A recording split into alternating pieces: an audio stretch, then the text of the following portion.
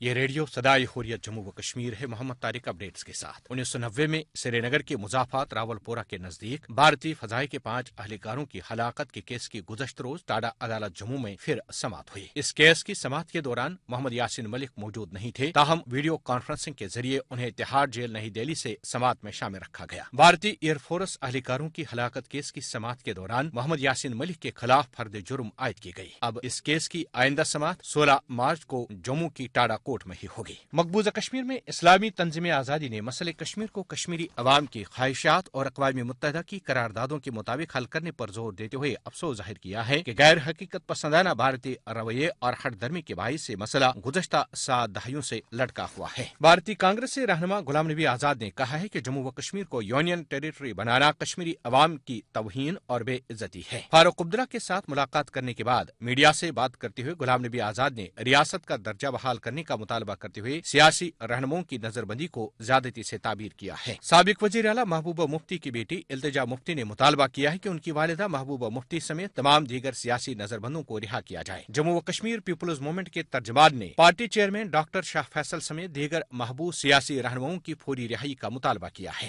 نئی دہلی میں مسلم کش فسادات میں ملوث ہندو دہشت گردوں کے خلاف کارروائی کرنے کے بجائے بھارتی حکومت مسلمانوں کو چن چن کر گرفتار کر رہی ہے۔ اپڈیٹس ختم ہوئے۔ بی جے پی نریندر مودی کی قیادت میں بھارت کو ایک ہندو دیش بنانے کا جو خواب پورا کرانے کی کوششوں میں ہے، اس بھیانک خواب کی ایک جھلک پوری دنیا نے بھارتی دارالحکومت نئی دہلی کے مسلم اکثریتی علاقوں میں تباہ شدہ املاک، جلی ہوئی مساجد، 50 سے زائد ادجلی اور کٹی ہوئی لاشوں کی صورت میں دیکھی۔ ان مسلم کش فسادات کے پیچھے ہندو انتہا پسند جماعت RSS کی ذہنیت کار فرما ہے۔ عام آدمی پارٹی کے پارلیمنٹ ممبر سنجے سنگھ نے بھارتی پارلیمنٹ میں اس حوالے سے کیا کہا، سماعت فرمائی ہے۔ وطن کی جو حالت سنانے لگیں گے تو پتھر بھی آنسو بہانے لگیں گے۔ اگر بھیڑ میں کھو گئی آدمیت تو اسے ڈھونڈنے میں جمانے لگیں گے۔ انسانیت کا، آدمیت کا، مانوتا کا قتل ہوا ہے دلی میں مانو، اور یہ ایک دن میں نہیں ہوا مانو۔ چناؤ کے پہلے آگ سلگائی گئی اور چناؤ کے بعد آگ لگائی گئی۔ یہ سب کچھ ایک سازش کے تحت ایک سنیوجت دنگا دلی کے اندر کرایا گیا ہے۔ یہ میں اس لیے کہہ رہا ہوں مانیور، بھارتی جنتا پارٹی کے ایک سانسد کہتے ہیں اگر بی جے پی کو ووٹ نہیں دیا تو بہن بیٹیوں کے گھر میں گھس کے بلاತ್ಕಾರ کیے جائیں گے۔ ایسے بیان دیتے ہیں آپ لوگ، آپ اس دیش کے لوگوں کو بھڑکاتے ہیں۔